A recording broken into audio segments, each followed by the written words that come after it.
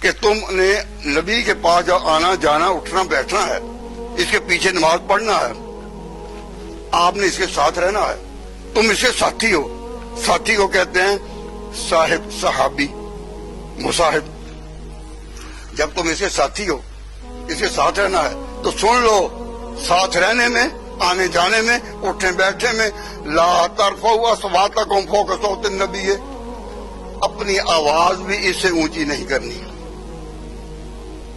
اب آواز اونچی نہیں کرنی، اس بات پر اس کا اثر اس طرح صحابہ پر ہوا کہ اگر کسی کی آواز فطرتاً اونچی ہے، آپ جب بات کرتے ہیں تو بعض لوگوں کی آواز فطرتاً اونچی ہوتی ہے، نعت خان آپ کے سامنے آتے ہیں تو اپنی آواز کو لہراتے ہیں، اپنی آواز وہ نکالتے ہیں، تو کسی کی آواز دھیمی ہے، کسی کی اونچی ہے۔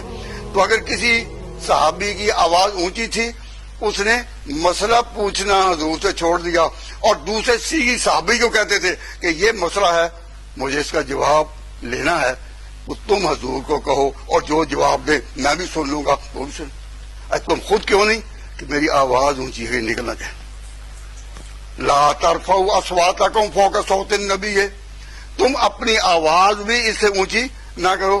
ولا تجروا له بالقول كجهر بعضكم لبعض، اور اس کو اس طرح کھلے طور پر نہیں بات کرنی، اس کے ساتھ بات کھول کر، آواز کھول کر، لا تجروا له بالقول كجهر بعضكم لبعض، جس طرح آپس میں کرتے ہو۔ کیوں؟ اگر تم نے آواز بھی نکالی تو اندیشہ ہے ان تحبط اعمالکم، کہ نیکیاں گر جائیں گی۔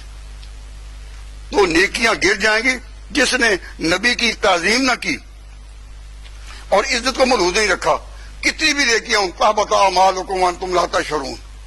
تو پہلے اس معاشرے کو سکھایا گیا جو حضور کی غلامی میں داخل ہوئے اور امت میں داخل ہوئے کہ آواز اونچی نہیں کرنی۔ اور